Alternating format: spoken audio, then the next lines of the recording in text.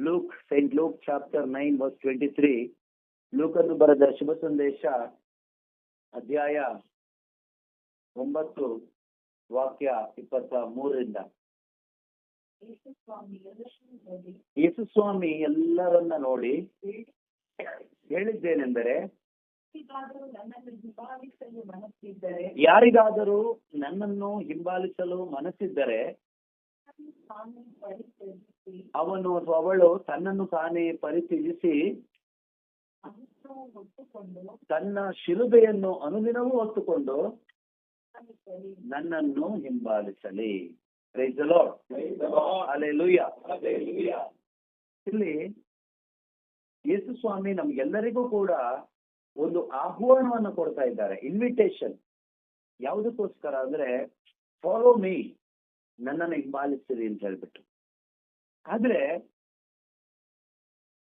ನಾವು ಎಷ್ಟೋ ಪ್ರಯತ್ನ ಪಡ್ತಾ ಇದ್ದೀವಿ ಯೇಸುವನ್ನು ಹಿಂಬಾಲಿಸ್ಲಿಕ್ಕೆ, ನಮಗೆ ಯಾಕೆ ಸಾಧ್ಯ ಆಗ್ತಾ ಇಲ್ಲ? What is the obstacle? ಒಂದು ಅಡಚಣೆ ಏನಾಗಿದೆ ನಮ್ಮಲ್ಲಿ? ಏನು ಅಡಚಣೆ ಆಗಿದೆ? ಏನ್ ಅಡಚಣೆ ಆಗಿದೆ ಅಂದ್ರೆ, ನಾನೇ ಅಡಚಣೆ ಆಗ್ಬಿಟ್ಟಿದ್ದೀನಿ. ಅದಕ್ಕೆ ಯೇಸು ಸ್ವಾಮಿ ಹೇಳ್ತಾರೆ, deny your self, take up the cross daily and follow me. ಇಷ್ಟೇ ಯೇಸು ಸ್ವಾಮಿ ಹೇಳ್ತಾ ಇರೋದು, ಅವ್ರನ್ನ ಫಾಲೋ ಮಾಡ್ಲಿಕ್ಕೆ, ಅವ್ರ ಹಿಂದೆ ಬರ್ಲಿಕ್ಕೆ. ನಿನ್ನನ್ನು ನೀನು ಪರಿತ್ಯಜಿಸಬೇಕು, ಅನುದಿನ ಶಿಲುಬೆ ಹೊತ್ಕೋಬೇಕು, ನನ್ನ ಹಿಂದೆ ಬರ್ಬೋದು ಅಂತ. ಪರಿತ್ಯಜಿಸದೆ ಶಿಲುಬೆ ಹೊರಲಿಕ್ಕೆ ಆಗೋದಿಲ್ಲ. ಯಾಕೆ ಅಂದ್ರೆ, ಪ್ರತಿದಿನದ ಕ್ರಾಸ್ನ ನಾವು ಹೊರಬೇಕಾದ್ರೆ ನಾವು ಸತ್ತವರಾಗಿದ್ರೆ ಮಾತ್ರನೇ ಸಾಧ್ಯ. As long as you are alive, you cannot carry the cross. We will refuse the cross. ನಾವು ಜೀವಂತವಾಗಿದ್ದಷ್ಟು ನಾವು ಶಿಲುಬೆಯನ್ನ ರಿಫ್ಯೂಸ್ ಮಾಡ್ತಾ ಇರ್ತೀವಿ, ಹೊತ್ಕೊಳ್ಳಿಕ್ಕೆ ಆಗೋದಿಲ್ಲ. ಅದಕ್ಕೆ ಎಷ್ಟು ಹೇಳಿದ್ದು, ಸೆಲ್ಫ್ ನ ಮೊದಲು ಡಿನೈ ಮಾಡು, ಆಗ ಶಿಲುಬೆ ಹೊತ್ಕೊಳ್ಳಿಕ್ಕೆ ಆಗತ್ತೆ. ಶಿಲುಬೆ ಇಲ್ಲದೆ ಅವ್ರ ಹಿಂದೆ ಹೋಗ್ಲಿಕ್ಕೆ ಆಗೋದೇ ಇಲ್ಲ. ಶಿಲುಬೆ ಹೊರದೆ ಅವರ ಹಿಂದೆ ಹೋಗ್ಲಿಕ್ಕೆ ಆಗೋದೇ ಇಲ್ಲ. ಈಗ ನೋಡಿ, ಒಂದು ಡೆಡ್ ಬಾಡಿ, ಒಂದು ಹೆಣದ ಮೇಲೆ ತಗೊಂಡೋಗಿ ನೀವು ಎಷ್ಟು ಗಲೀಜ್ ಹಾಕಿದ್ರು ಅದೇನಾದ್ರೂ ರೆಸ್ಪಾಂಡ್ ಮಾಡುತ್ತಾ? ಏನು, ಸತ್ತೋಗಿದೆ, ಅದಕ್ಕೆ ಏನು ಗೊತ್ತಾಗೋದಿಲ್ಲ. ನಾಟ್ ಸೆನ್ಸಿಟಿವ್, ಏನು ಸೆನ್ಸ್ ಇಲ್ಲ, ಸತ್ತೋಗ್ಬಿಟ್ಟಿದೆ, ಇಟ್ ಇಸ್ ಡೆಡ್. ಆದ್ರೆ ನಮ್ಮ ಮೇಲೆ ಏನಾದ್ರು ಕಸ ಕಡ್ಡಿ ಯಾರಾದ್ರೂ ಬಿಸಾಡಿದ್ರೆ ಕೋಪ ಬರುತ್ತೆ, ಬೇಸರ ಆಗುತ್ತೆ ಅಲ್ವಾ? ಸೊ ಕಸ ಕಡ್ಡಿ ಅಂತ ಹೇಳುವಾಗ ಎಷ್ಟೋ ಬಾರಿ ನಮ್ಮ ಮಾತಿನಿಂದ, ಚುಚ್ಚು ಮಾತು ಅಥವಾ ಏನೋ ಒಂದು ಇನ್ಸಲ್ಟ್ ಮಾಡುವಂತ ಮಾತುಗಳು ನಮಗೆ ಯಾರಾದ್ರೂ ಹೇಳಿದ್ರೆ ನಮ್ಗೇನಾಗುತ್ತೆ?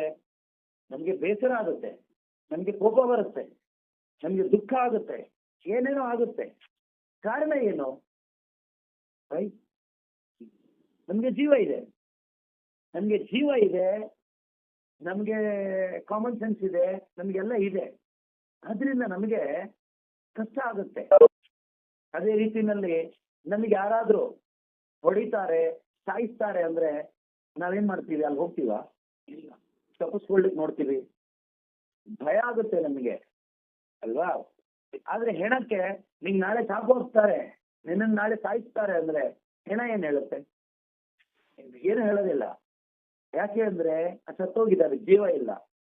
ನಾವಾದ್ರೆ ತಪ್ಪಿಸ್ಕೊಳ್ಲಿಕ್ಕೆ ನೋಡ್ತೀವಿ, ಯಾಕೆ ಅಂದ್ರೆ ನಮಗೆ ಜೀವ ಇದೆ ಅಲ್ವಾ? ಸೊ ಅದೇ ರೀತಿಯಲ್ಲಿ ಯೇಸು ಸ್ವಾಮಿ ಹಿಂದೆ ಹೋಗ್ಬೇಕಾದ್ರೆ ಈ ನಾನು ಅನ್ನೊಂದು ಸತ್ತರೆ ಮಾತ್ರನೇ, ಅಥವಾ ಸಾಯಿಸ್ಲಿಕ್ಕೆ ಸಾಧ್ಯವಾದ್ರೆ ಮಾತ್ರನೇ ನಮಗೆ ಈ ಕ್ರಾಸ್ ಅನ್ನು ಹೊತ್ಕೊಳ್ಳಿಕ್ಕೆ ಶಕ್ತಿ ಸಿಗುತ್ತೆ. ಶಿಲುಬೆ ಹೊತ್ಕೊಳ್ಳಿಕ್ಕೆ ಬಲ ಬೇಕು ನಮಗೆ. ಶಿಲುಬೆ ಹೊತ್ಕೊಳ್ಳಿಕ್ಕೆ ಬಲ ಏನ್ ಗೊತ್ತಾ? ನಾವು ಬಲ ಕಳ್ಕೊಳ್ಳೋದೇ ಬಲ. ನಾನು ಅಳಿಯುವುದೇ ಶಿಲುಬೆ ಹೊರಲು ನನ್ನ ಬಲ. Denying myself is the power to carry the cross daily to follow Jesus. Know that power.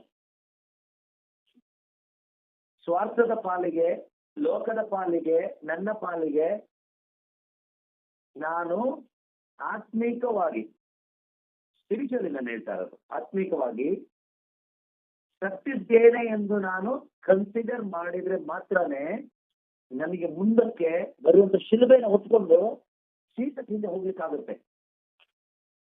ಇಲ್ಲದೆ ಇದ್ರೆ ನಾವು ಹೀಗೆ ಸೇರ್ಕೊಂಡು ಪ್ರಾರ್ಥನೆ ಏನೋ ಮಾಡಬಹುದು, ಇದಕ್ಕೇನು ನಾವು ಸೆಲ್ಫ್ ಅನ್ನು ಸಾಯಿಸೋ ಅವಶ್ಯಕತೆ ಇಲ್ಲ.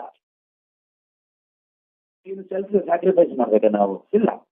ಒಟ್ಟಾಗಿ ಬಂದು ಧ್ಯಾನದಲ್ಲಿ ಭಾಗವಹಿಸ್ಲಿಕ್ಕೆ, ಒಟ್ಟಾಗಿ ಬಂದು ಪ್ರಾರ್ಥನೆ ಮಾಡ್ಲಿಕ್ಕೆ, ಒಟ್ಟಾಗಿ ಸೇರ್ಕೊಂಡು ಊಟ ಮಾಡ್ಲಿಕ್ಕೆ ಏನಂತ ಸೆಲ್ಫ್ ಡಿನೈಯಲ್ ಏನು ಬೇಕಾಗಿಲ್ಲ. ಆದರೆ ಯೇಸುವನ್ನ ಫಾಲೋ ಮಾಡ್ಲಿಕ್ಕೆ ಆಗ್ಬೇಕಾದ್ರೆ ಈ ಸೆಲ್ಫ್ ಡಿನೈಯಲ್ ತುಂಬಾ ಮುಖ್ಯ. ಈಗ ನಾವಿಲ್ಲಿ ಬಂದಿದ್ದೀವಿ ಇಷ್ಟೊಂದು ಜನ, ನಮಗೆ ನಾವೇ ಒಂದು ಪ್ರಶ್ನೆ ಹಾಕೋಬೇಕು. Question yourself, am I truly following Jesus? After attending so many retreats, prayer meetings, daily WebEx, am I able to follow Jesus? ಬಹಳ ಧ್ಯಾನಗಳಲ್ಲೆಲ್ಲ ಭಾಗವಹಿಸಿದ್ದೀರಾ? ಓಕೆ, ಭಾಗವಹಿಸ್ತಾನೆ ಇದೀವಿ. WebEx ಮೀಟಿಂಗ್ಸ್ ಅಲ್ಲಿ, ಪ್ರೇಯರ್ಸ್ ಎಲ್ಲ ಭಾಗವಹಿಸ್ತಾ ಇದೀವಾ? ಆಲ್ಮೋಸ್ಟ್ ಡೈಲಿ ಭಾಗವಹಿಸ್ತಾ ಇದೀವಿ. ಮತ್ತೆ ಅಲ್ಲಿ ಇಲ್ಲಿ ಧ್ಯಾನ ಅಂತ ಓಡ್ತಾ ಇರ್ತೀವಿ. ಆದ್ರೆ ಕ್ವಶನ್ ಏನ್ ಗೊತ್ತಾ? am I able to follow Jesus? ನನಗೆ ಯೇಸುವನ್ನ ಫಾಲೋ ಮಾಡ್ಲಿಕ್ಕೆ ಆಗ್ತಾ ಇದೆಯಾ? ನಾನು ಕೇಳ್ತಾ ಇರೋದು ಸರಿಯಾಗಿ ಅರ್ಥ ಮಾಡ್ಕೊಳ್ಳಿ. ಪ್ರಾರ್ಥನೆ ಮಾಡ್ಲಿಕ್ಕೆ ಆಗ್ತಾ ಇದೆಯಾ? ಅಲ್ಲ. ಪ್ರಾರ್ಥನೆ ಮಾಡ್ಲಿಕ್ಕೆ ಆಗ್ತಾ ಇದೆಯಾ? ಬೈಬಲ್ ಓದ್ಲಿಕ್ಕೆ ಆಗ್ತಾ ಇದೆಯಾ? ರೆಟ್ರೀಟ್ಗೆ ಬರ್ಲಿಕ್ಕೆ ಆಗ್ತಾ ಇದೆಯಾ?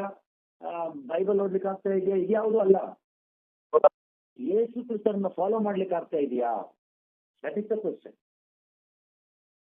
ಯೇಸುವನ್ನ ಫಾಲೋ ಮಾಡ್ಲಿಕ್ಕೆ ಸಾಧ್ಯವಾಗಬೇಕಾದ್ರೆ ಒಂದು ಸೆಲ್ಫ್ ಡಿನೈಲ್ ಆಗ್ಬೇಕು. ಈ ಸೆಲ್ಫ್ನ ಸಾಯಿಸ್ಲಿಕ್ಕೆ ಆಗ್ಬೇಕಾದ್ರೆ, ಸೆಲ್ಫ್ನ ಸಾಯಿಸ್ಲಿಕ್ಕೆ ಸಾಧ್ಯವಾಗಬೇಕಾದ್ರೆ ಮತ್ತಾಯನ ಶುಭ ಸಂದೇಶದಲ್ಲಿ 13ನೇ ಅಧ್ಯಾಯದಲ್ಲಿ ನಾವು ನೋಡ್ತೀವಿ, 45-46ನೇ ವಾಕ್ಯ ಅನ್ಸುತ್ತೆ. ಅಲ್ಲಿ ಯೇಸು ಸ್ವಾಮಿ ಒಂದು 2 ಸಾಮರ್ಥ್ಯ ಹೇಳ್ತಾರೆ. ಮ್ಯಾಥ್ಯೂ ಚಾಪ್ಟರ್ 13 ವರ್ಸಸ್ 45 ಅನ್ಸುತ್ತೆ. ಒಂದು ವ್ಯಾಪಾರಿ, ಅವನು ಮುತ್ತುರತ್ನವನ್ನು ಹುಡ್ಕೊಂಡು ಹೋಗ್ತಾನೆ. ಅಥವಾ ಒಂದು ಹೊಲದ ಒಂದು ಸಾಮರ್ಥ್ಯ ಇದೆ, ಒಂದು ಮುತ್ತುರತ್ನದ ಸಾಮರ್ಥ್ಯ ಇದೆ. ಓದ್ತೀರಾ ಸಿಕ್ತಾ?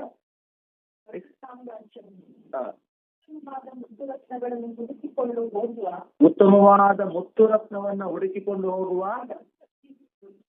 ವರ್ತಕನಿಗೆ ಹೋಲಿಸಬಹುದು. ಅನರ್ಘ್ಯವಾದ ಅಂದ್ರೆ ತುಂಬಾ ವ್ಯಾಲ್ಯೂಯೇಬಲ್ ಆಗಿರ್ತಕ್ಕಂಥ, ತುಂಬಾ ಬೆಲೆ ಇರುವ ಒಂದು ಮುತ್ತನ್ನು ಕಂಡ ಕೂಡಲೇ ವರ್ತಕ ಏನ್ ಮಾಡ್ತಾನೆ? ಆಸ್ತಿಪಾಸ್ತಿಯನ್ನೆಲ್ಲ ಮಾರಿ ಆ ಮುತ್ತನ್ನು ಕೊಂಡುಕೊಳ್ಳುತ್ತಾನೆ. ಯಾಕೆ ಕೊಂಡುಕೊಳ್ತಾನೆ? ಯಾಕೆ ಆ ಮುತ್ತನ್ನು ಕೊಂಡುಕೊಳ್ತಾನೆ? ಆ ಮುತ್ತಿನ ಬೆಲೆ ಅವನಿಗೆ ಗೊತ್ತಾಯ್ತು. ಅನರ್ಘ್ಯವಾದ ಒಂದೇ ಒಂದು ಮುತ್ತುಗಳು ಅಲ್ಲ, ಒಂದೇ ಒಂದು ಮುತ್ತು ಕೂಡ ಮುತ್ತಲ್ಲ, ಪರ್ಲ್ಸ್ ಅಲ್ಲ, ಒಂದೇ ಒಂದು ಮುತ್ತು ಅವನು ಕಂಡುಕೊಂಡ ತಕ್ಷಣ ಅವನು ಮಾಡ್ತಾ ಇರೋದು ಯಾವುದೋ ಒಂದು ಪೋರ್ಷನ್ ಅಲ್ಲ. ಮನೆಗೆ ಹೋಗ್ಬಿಟ್ಟು ಆಸ್ತಿಯಲ್ಲಿ ಒಂದು ಭಾಗವನ್ನ ಮಾತ್ರ ಮಾರಿ ಬಂದು ಮುತ್ತನ್ನು ಕೊಂಡುಕೊಂಡ ಅಲ್ಲ. ಏನೆಲ್ಲ ಮಾರದಾಗ್ತಾ ಇದೆ? ಅವನು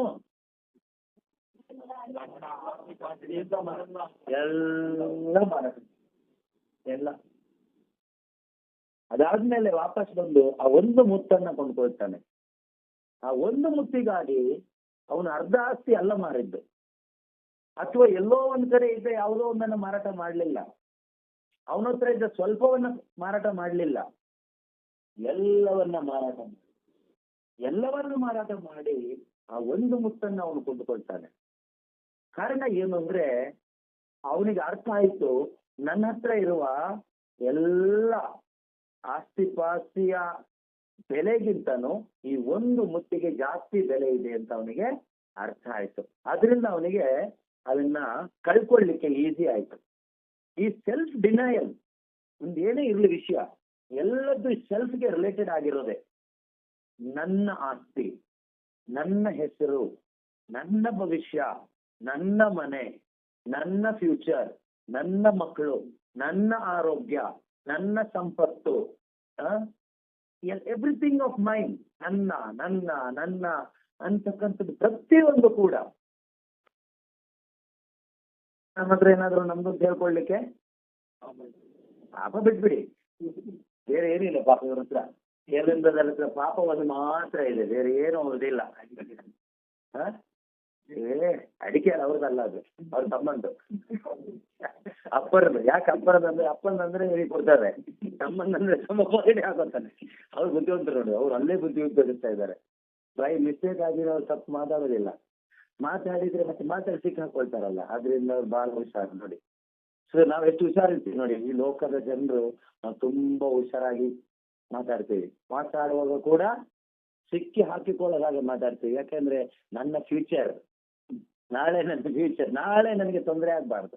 ಇವತ್ತೇನು ಮಾತಾಡ್ಬಿಡ್ತೀವಿ ಜೋಶಲ್ಲಿ, ನಾಳೆ ಮತ್ತೆ ಅದೇ ಮಾತಲ್ಲಿ ನಾನು ಸಿಕ್ಕಾಕೊಳ್ಬಾರ್ದು. ಆ ರೀತಿಯಲ್ಲಿ ನಾವೆಲ್ಲರೂ ಬದುಕ್ತಾ ಇದೀವಿ. ಎಲ್ಲೋ ಒಂದು ಪೋರ್ಷನ್ ಮಾತ್ರ ಮಾರಾಟ ಮಾಡಿದ್ರೆ ಯೇಸುನ ಸಂಪಾದನೆ ಮಾಡ್ಲಿಕ್ಕೆ ಆಗೋದಿಲ್ಲ, ಯೇಸು ಪುತ್ರನ ಸ್ವಂತವಾಗಿಸ್ಕೊಳ್ಲಿಕ್ಕೆ ಆಗೋದಿಲ್ಲ.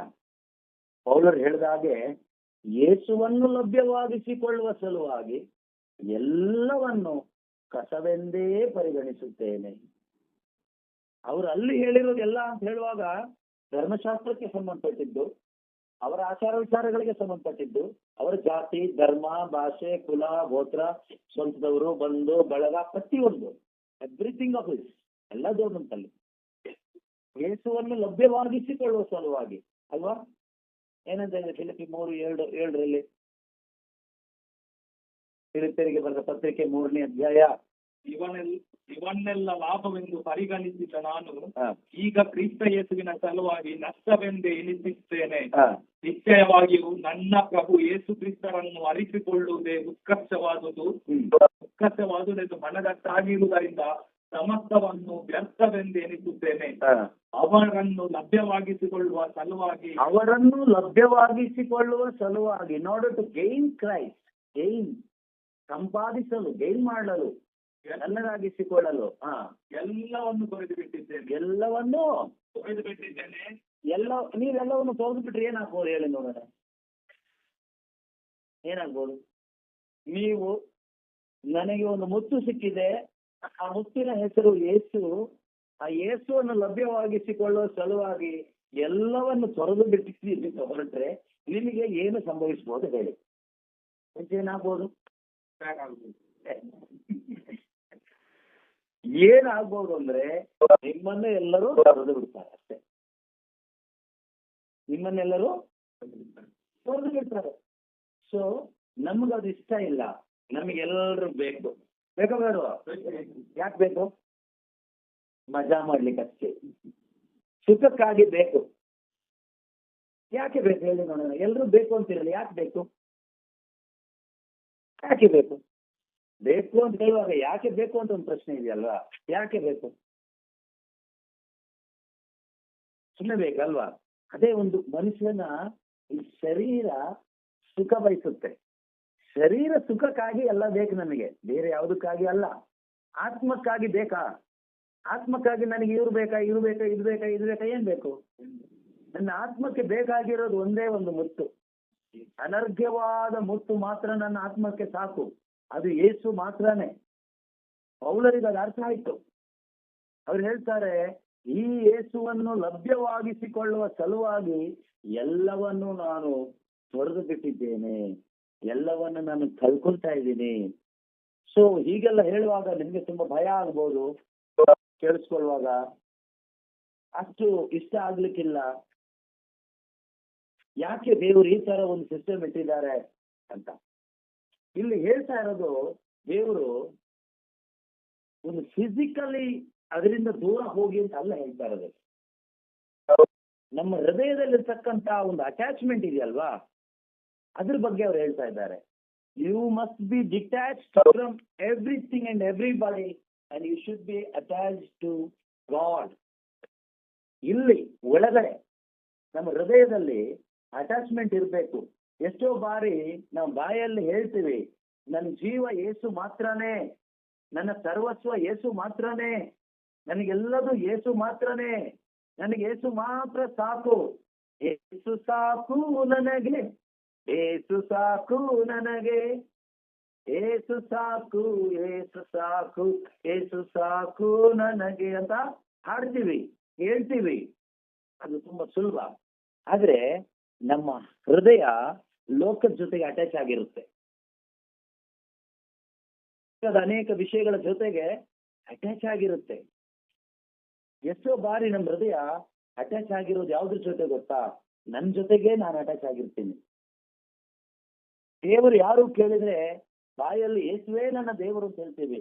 ಆದ್ರೆ ನಿಜವಾಗ್ಲೂ ನಮ್ಮ ದೇವರು ಯಾರು ಕೇಳಿದ್ರೆ ನನಗೆ ನಾನೇ ದೇವರಾಗಿರ್ತೀನಿ. ನನಗೆ ನಾನೇ ದೇವರಾಗಿರ್ತೀನಿ. ಯಾವ ರೀತಿಯಲ್ಲಿ? ನಿನ್ನ ಜೀವನದಲ್ಲಿ, ನಿನ್ನ ಹೃದಯದಲ್ಲಿ ಯಾವುದರ ಜೊತೆಯಲ್ಲಿ ಅಥವಾ ಯಾರ ಜೊತೆಯಲ್ಲಿ ನೀನು ಹೆಚ್ಚು ಅಟ್ಯಾಚ್ ಆಗಿದೆಯೋ ಅದೇ ನಿನ್ ದೇವರು, ಅವರೇ ನಿನ್ ದೇವರು. ಬಾಯಲ್ಲಿ ಯೇಸುವೆ ಯೇಸುವೆ ಅಂತ ಹೇಳಿದ ತಕ್ಷಣ ಯೇಸು ದೇವರಾಗೋದಿಲ್ಲ. Anybody can say Jesus is Lord. ಯಾರು ಬೇಕಾದ್ರೂ ಹೇಳ್ಬೋದು. ಬಾಯಲ್ಲಿ ಯೇಸುವೆ ನನ್ನ ಪ್ರಭು, ಯೇಸುವೆ ನನ್ನ ರಕ್ಷಕ ಅಂತ ಯಾರು ಬೇಕಾದ್ರೂ ಹೇಳ್ಬೋದು. But question, where your heart is attached? ನಿನ್ನ ಹೃದಯ ಎಲ್ಲಿ ಅಟ್ಯಾಚ್ ಆಗಿದೆ? ಯಾವುದಕ್ಕೆ ಅಟ್ಯಾಚ್ ಆಗಿದೆ ಇವತ್ತು? ಹಗಲು ರಾತ್ರಿ ನಿನ್ನ ಹೃದಯದ ಆಲೋಚನೆ ಏನು, ಆಸೆ ಏನು, ತವಕ ಏನು? ಯಾವ ವಿಷಯದಲ್ಲಿ ನೀನು ತವಕ ಪಡ್ತಾ ಇದೀಯಾ? ಯಾವುದು ವಿಷಯ ನಿನ್ನ ಹೃದಯದ ಒಳಗಡೆ ಓಡ್ತಾ ಇದೆ ಈಗ? ಅದೇ ನಿನ್ ದೇವರು. ಈಗ ಅಲ್ಲ, ಈಗ ದೇವರ ವಾಕ್ಯ ಓಡ್ತಾ ಇದೆ. ಇದಾದ ಮೇಲೆ ಓಡೋದಿದೆಯಲ್ಲ, ಅದು ತುಂಬಾ ಮುಖ್ಯ. ಪ್ರಾರ್ಥನೆ ಟೈಮಲ್ಲಿ, ಧ್ಯಾನ ಟೈಮಲ್ಲಿ ನಮಗೆ ಯೇಸು ಮಾತ್ರನೇ. ಒಳಗೂ ಯೇಸು, ಹೊರಗೂ ಯೇಸು, ಅಲ್ಲೂ ಯೇಸು, ಇಲ್ಲೂ ಯೇಸು, ಎಲ್ಲೆಲ್ಲೂ ಯೇಸು. ಆದ್ರೆ ಅದು ಅಷ್ಟು ಪ್ರಯೋಜನಕ್ಕೆ ಬರೋದಿಲ್ಲ. ಈ ಪ್ರಾರ್ಥನೆ ಧ್ಯಾನ ಎಲ್ಲ ಮುಗಿದಾದ ನಂತರ ನಮ್ಮ ನಾರ್ಮಲ್ ಲೈಫ್ಗೆ ನಾವು ಹೋಗ್ತೀವಲ್ವಾ, ಇಲ್ಲೊಂಥರ ಇದೊಂಥರ ಏನು ಅಂತ ಹೇಳ್ಬೋದು, ಒಂಥರ ಟ್ರಾನ್ಸ್ ಅಂತ ಹೇಳಿದ್ ನಾನು ಒಂದ್ಸರಿ. ಆ ರೀತಿ ಆಯ್ತಾ. ನಮ್ಗೆ ಗೊತ್ತಿಲ್ಲದ ಹಾಗೆ ಮೈ ಮಾರಿತ್ತು ಹಾಡ್ತೀವಿ, ಕೈ ಮೇಲೆ ಹೋಗುತ್ತೆ. ನಾವೆಲ್ಲಿದ್ದೀವಿ ನಮಗೆ ಗೊತ್ತಾಗೋದೇ ಇಲ್ಲ. ದೇವದೂತರು ಹತ್ತೋದು ಇಳಿಯೋದೆಲ್ಲ ನಮಗೆ ಕಾಣಿಸುತ್ತೆ. ಸ್ವರ್ಗ ನೋಡಿ ಬರ್ತೀವಿ, ಕೆಲವರು ನರಕ ನೋಡಿ ಭಯ ಪಡ್ತೀವಿ. ಸೊ ಅದೆಲ್ಲ ಆಗ್ತದೆ. ಅದು ಬೇಡ ಬಿಡಿ, ಸೈಡಿಗೆ ಇಟ್ಬಿಡಿ. ಇದು ಮುಗಿದಾದ್ಮೇಲೆ ಒಂದು ನಾರ್ಮಲ್ ಸ್ಟೇಜ್ಗೆ ಬರ್ತೀವಲ್ವಾ, ಮೈಂಡ್ ಎಲ್ಲ ನಾರ್ಮಲ್ ಆಗುತ್ತೆ, ಸೆಟ್ಲ್ ಆಗುತ್ತೆ. ಅದಾದ್ಮೇಲೆ ಏನ್ ಓಡ್ತಾ ಇದೆ ನಮ್ಮ ಮನಸ್ಸಲ್ಲಿ? ಯಾವ್ದ್ರ ಬಗ್ಗೆ ಆಲೋಚನೆ ಮಾಡ್ತಾ ಇದ್ದೀವಿ? ಯಾವ್ದ್ರ ಬಗ್ಗೆ ಹೆಚ್ಚು ಮಾತಾಡ್ತೀವಿ? ಯಾವ್ದ್ರ ಬಗ್ಗೆ ಚಿಂತೆ ಮಾಡ್ತೀವಿ? ಅದೇ ನಿನ್ ದೇವರು. ಅದು ನೀನಾದ್ರೆ ನೀನೇ ದೇವರು. ನಾವು ಹೆಚ್ಚು ಯೋಚನೆ ಮಾಡೋದು ನಮ್ಮ ಬಗ್ಗೆನೆ. ಅದಕ್ಕೆ ಯೇಸು ಸ್ವಾಮಿ ಗೊತ್ತಿದೆ ಅಲ್ಲ. ಅದಕ್ಕೆ ಯೇಸು ಹೇಳ್ತಾರೆ, ಡಿನೈ ಯುವರ್ ಹಸ್ಬೆಂಡ್ ಅಂತ ಹೇಳಲಿಲ್ಲ, ಡಿನೈ ಯುವರ್ ವೈಫ್ ಅಂತ ಹೇಳಲಿಲ್ಲ, ಡಿನೈ ಯುವರ್ ಚಿಲ್ಡ್ರನ್ ಅಂತ ಹೇಳಲಿಲ್ಲ, ಡಿನೈ ಯುವರ್ ಸೆಲ್ಫ್ ಫಸ್ಟ್. ಯಾಕಂದ್ರೆ self is the root for other things. ಈ ರೂಟೇ ಕಟ್ಟಾಗ್ಬಿಟ್ರೆ ಎಲ್ಲ ಕಟ್ಟಾಗುತ್ತೆ. ಸರಿಯಾಗಲ್ಲ, ಎಲ್ಲ ಕಟ್ಟಾಗತ್ತೆ. ಸೊ ಜೀಸಸ್ ರೂಟ್ಗೆ ಕತ್ರಿ ಹಾಕ್ತಾರೆ. ನಾವು ಮೇಲ್ಮೇಲೆ ಸವರ್ತೀವಿ. ನಾನು ಅದು ಬಿಟ್ಟೆ, ಇದು ಬಿಟ್ಟೆ, ಅದು ಮಾಡಿದೆ, ಇದು ಮಾಡಿದೆ, ಮೇಲೆಲ್ಲ ಮಾತ್ರ ಮರ ಕತ್ತರಿಸ್ತೀವಿ. ನೆಕ್ಸ್ಟ್ ಮಳೆಗಾಲ ಆದ್ಮೇಲೆ ಪುನಃ ಚಿಗಿರಿ ಬಂದಿರುತ್ತೆ. ಧ್ಯಾನಕ್ಕೆ ಹೋಗೋದು, ಮೇಲೆ ಕಟ್ ಮಾಡ್ಕೊಂಡು ಬರೋದು. ನಾನೀಗ ಟ್ರೈನ್ ಆಗಿದ್ದೇನೆ, ಇನ್ನು ಮುಂದೆ ಪವರ್ ನೋಡಿದ್ರೆ ಇನ್ನು ಮುಂದೆ ನೆಕ್ಸ್ಟ್ ಧ್ಯಾನ ಯಾವುದು? ಬರ್ನಿಂಗ್ ಬುಷ್ ರಿಟ್ರೀಟ್ಗೆ ನಾನು 101 ಜನ ಕರ್ಕೊಂಡು ಬರ್ತೀನಿ. ಆ 101ರಲ್ಲಿ 100 ಔಟ್. ಒಂದ್ ಯಾರು? ಅವನೇ. ಅವನು ಬರೋದಿಲ್ಲ, ಅವನ್ನ ಯಾರು ತಿಳ್ಕೊಂಡು ಬರಲ್ಲ. ಇದೇ ಪರಿಸ್ಥಿತಿ. ನೀವು ಬೇಕಾದ್ರೆ ನೋಡಿ, ಆ ಬರ್ನಿಂಗ್ ಬುಷ್ ರಿಟ್ರೀಟ್ ಟೈಮ್ ಹತ್ರ ಬಂದಾಗ ಅವ್ರನ್ನ ಹುಡುಕಬೇಕು. ಯಾರು? ಈ 101 ಕರ್ಕೊಂಡ್ ಬರ್ತೀನಿ ಅಂತ ಹೇಳಿದ್ರಲ್ಲ ಅಂದಿರ್ತಿಂತ ಕರ್ತಾರ, ಇದು ಹೇಳಿ ಹೋದ ಅಡ್ಡ ಸಿಗಿರೋದಿಲ್ಲ. ಲಾಸ್ಟಿಗೆ ಅವ್ರನ್ನ ಹುಡುಕ್ಬೇಕು. ಹುಡುಕೋದಂದ್ರೆ ಹೇಗೆ? ಬಾ ಅಂತ ಅದು ಕರಿಬೇಕಿಲ್ಲ, ನನಗೆ ಇಷ್ಟ ಇಲ್ಲ, ನನಗೆ ಅದಿಷ್ಟ ಆಗಿಲ್ಲ, ನನಗೆ ಇದಿಷ್ಟ ಆಗಿಲ್ಲ, ಅದು ಹಾಗೆ ಹೀಗೆ ಸರಿ ಇಲ್ಲ, ಅರ್ಥ ಆಗ್ತಾ ಇಲ್ಲ, ಕಥೆಗಳು ಹೇಳಿ ಶುರು ಮಾಡ್ತೀವಿ. ಅಂದ್ರೆ ಬರ್ನಿಂಗ್ ಬುಷ್ 1 ಧ್ಯಾನದ ಕೊನೆ ದಿನ ಅಭಿಷೇಕ ಪ್ರಾರ್ಥನೆ ಎಲ್ಲ ಆದ್ಮೇಲೆ ನಿಂತ್ಕೊಳ್ಳಿಕ್ಕೆ ಆಗ್ತಾ ಇರ್ಲಿಲ್ಲ. ಹೀಗೆ ಅಲ್ವಾ? ಬೆಂಕಿ ಮೇಲೆ ನಡೆದ ಅನುಭವ. ಅವಾಗ 101 ಜನನ್ನ ಕರ್ಕೊಬರ್ತೀವಿ ಅಂತ ಪ್ಲಾನ್, ಆಸೆ, ಮೈಕ್ ಹಿಡ್ಕೊಂಡಿದ್ದೇನು, ಹೇಳಿದ್ದೇನು, ಸಾಕ್ಷಿ ಹೇಳಿದ್ದೇನು, ಜನ ಚಪ್ಪಾಳೆ ತಟ್ಟಿದ್ದೇನು. ಅದಾದ್ಮೇಲೆ ಇಲ್ಲ. ಸೊ ನಾವು ಮೇಲೆ ಮೇಲೆ ಮೇಲೆ ಕತ್ತರಿಸ್ತಾ ಇರ್ತೀವಿ. ಅದು ಮತ್ತೆ ಚಿಗಿರಿ ಬರ್ತಾ ಇರುತ್ತೆ, ಎಲ್ಲ ಬರುತ್ತೆ, ಎಲ್ಲ ರೆಂಬೆ ತುಂಬೆಗಳು ಅಲ್ಲೇ ಇರುತ್ತೆ, ಎಲ್ಲೂ ಹೋಗಲ್ಲ. ಈ ಬಿಟ್ಟಿದೀವಿ ಎಲ್ಲ ಸುಳ್ಳೆ. ಬೇರೆಲ್ಲುಂಟು? ಬೇರೆಲ್ಲ ಇದೆ. ಯೇಸು ಸ್ವಾಮಿ ಅದಕ್ಕೆ ಅವ್ರಿಗೆ ಗೊತ್ತು ಎಲ್ಲಿ ಕೈ ಹಾಕಬೇಕು, ಏನ್ ಕಟ್ ಮಾಡಿದ್ರೆ ಇದು ಸರಿ ಆಗುತ್ತೆ, ರಿಪೇರಿ ಆಗುತ್ತೆ ಅಂತ. ಅದಕ್ಕೆ ಅವ್ರು ಹೇಳಿದ್ರು, if you want to be my disciple, you truly want to follow me, ನೀನ್ ನಿಜವಾಗ್ಲೂ ನನ್ನ ಹಿಂಬಾಲಿಸ್ಬೇಕಾ, ನಿಜವಾಗ್ಲೂ ನೀನ್ ನನ್ನ ಶಿಷ್ಯಳಾಗ್ಬೇಕಾ, ಬಾ. ಆದ್ರೆ deny your self, take up the cross and follow me. Self denial ಮಾಡದೆ ಶಿಲ್ಬೆ ಹೊತ್ಕೊಳ್ಲಿಕ್ಕೆ ಆಗೋದಿಲ್ಲ. ಶಿಲ್ಬೆ ಹೊತ್ಕೊಳ್ಳಿಕ್ಕೆ ಬಲವೇ ಸೆಲ್ಫ್ ಅನ್ನ ವೀಕ್ ಮಾಡ್ಕೊಳ್ಳೋದು. Weakening of your self is the strength or the power to carry the cross daily and follow Jesus. ನಮಗಿವತ್ತು prayer ಇದ್ದವರಿಗೆ ನಮ್ಮ ಶರೀರಕ್ಕೆ ಸ್ವಲ್ಪ ಗಾಯ ಆದ್ರೂ ತಗೊಳ್ತೀವಿ, ಆದ್ರೆ ಮನಸ್ಸಿಗೆ ಗಾಯ ಆಗ್ಬಿಟ್ರೆ, ಯಾರಾದ್ರೂ ಗಾಯ ಮಾಡ್ಬಿಟ್ರೆ, ಪ್ರೇಯರ್ ಅಲ್ಲಿ ಇದ್ದವರಿಗೆ, ಧ್ಯಾನದಲ್ಲಿ ಇದ್ದವರಿಗೆ, ಜೀಸಸ್ ದಿ ಲಿವಿಂಗ್ ವರ್ಡ್ ಮಿನಿಸ್ಟ್ರಿಯಲ್ಲಿ ಇದ್ದವರಿಗೆ ಶರೀರಕ್ಕೆ ಏನಾದ್ರೂ ಸ್ವಲ್ಪ ಗಾಯ ಆದ್ರೂ ಪರವಾಗಿಲ್ಲ, ಸ್ವಲ್ಪ ಸುತ್ತಾದ್ರೂ ಪರವಾಗಿಲ್ಲ, ಆದ್ರೆ ಮನಸ್ಸಿಗೆ ಯಾರಾದ್ರೂ ಗಾಯ ಮಾಡ್ಬಿಟ್ರೆ ಮತ್ತೆ ಬರ್ತೀವ? ಮತ್ತೆ ಅಲ್ಲಿ ಇರ್ತೀವ? ಯಾಕೆ ಓಡಿ ಹೋಗ್ತೀವಿ? ಜೀವ ಇದೆ ಅದಕ್ಕೆ. ಜೀವ ಇರೋದ್ರಿಂದ ನಮಗೆ ಬೇಜಾರಾಗತ್ತೆ, ಜೀವ ಇರೋದ್ರಿಂದ ನಮ್ಗೆ ಕೋಪ ಬರುತ್ತೆ, ಜೀವ ಇರೋದ್ರಿಂದ ಓಡಿ ಹೋಗ್ತೀವಿ. ಹೆಣನ ತಗೊಂಡು ಬಂದು ಇಲ್ಲಿಟ್ಟು ಅದು ಓಡಿ ಹೋಗುತ್ತಾ? ಅದ್ರ ಮೇಲೆ ತಣ್ಣೀರ್ ಹಾಕಿದ್ರೆ, ಬಿಸಿನೀರ್ ಹಾಕಿದ್ರೆ, ಐಸ್ ಹಾಕಿದ್ರೆ ಎಲ್ಲೂ ಹೋಗೋದಿಲ್ಲ, ಅಲ್ಲೇ ಇರುತ್ತೆ. ಯಾಕೆ ಹೇಳಿ? ಜೀವ ಇಲ್ಲ. ನಾವ್ ಯಾಕೆ ಓಡ್ ಹೋಗ್ತೀವಿ ಹೇಳಿ? ಈ ಗ್ರೂಪ್ ಸರಿ ಇಲ್ಲ, ಆ ಗ್ರೂಪಿಗೆ ಹೋಗೋಣ, ಆ ಗ್ರೂಪ್ ಸರಿ ಇಲ್ಲ, ಈ ಗ್ರೂಪ್ ಹೋಗೋಣ, ಆ ಬ್ರದರ್ ಸರಿ ಇಲ್ಲ, ಈ ಬ್ರದರ್ ಜೊತೆಗೆ ಹೋಗೋಣ, ಈ ಸಿಸ್ಟರ್ ಸರಿ ಇಲ್ಲ, ಅವ್ರ ಜೊತೆಗೆ ಹೋಗೋಣ. ಇವ್ರು ಯಾರು ಸರಿ ಇಲ್ಲ, ಅದಕ್ಕೆ ನಾನು ಒಬ್ಬನೇ ಕುತ್ಕೊಳ್ತೀನಿ. ಯಾಕದೆಲ್ಲ? ನಮಗೆ ಜೀವ ಇದೆ,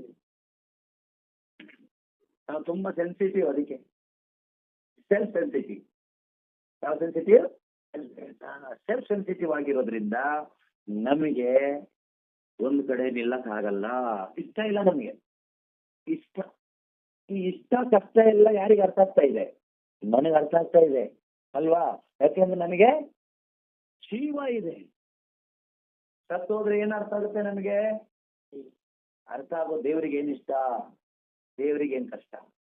ಹೋಲಿ ಸ್ಪಿರಿಟ್ಗೆ ಯಾವಾಗ ಕಷ್ಟ ಆಗುತ್ತೆ, ಹೋಲಿ ಸ್ಪಿರಿಟ್ಗೆ ಏನ್ ಇಷ್ಟ ಆಗುತ್ತೆ ಅನ್ನೋದು ನಮಗೆ ಅರ್ಥ ಆಗುತ್ತೆ, ನಮ್ಗೆ ಸೆನ್ಸ್ ಆಗುತ್ತೆ. Will become sensitive to the Holy Spirit desires.